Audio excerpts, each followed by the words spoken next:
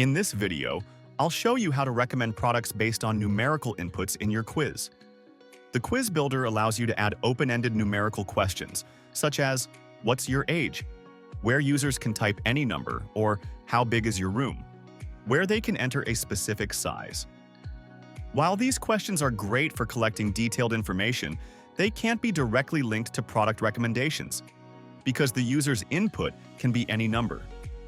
That's why, if you want to recommend products based on numeric data, it's better to ask a finite question, such as a multiple choice or drop-down question.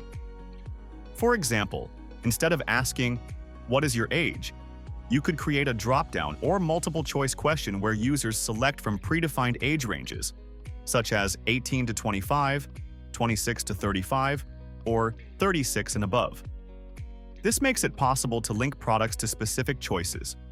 You can upvote certain products when a particular range is selected, or use logic rules to display targeted results or fixed recommendations. The same approach applies to other numeric questions. For instance, if you want to ask, how big is your room?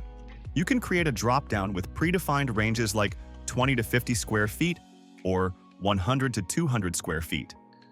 If you don't want to manually create all these options, you can use our built-in quiz Copilot to help.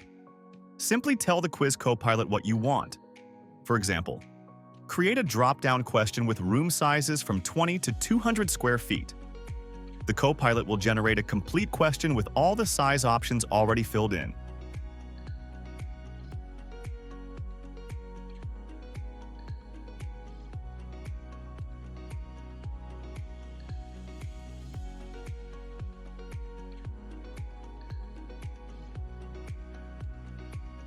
Once added, you can change the question type to drop-down in the settings so users can easily scroll through and select the right option.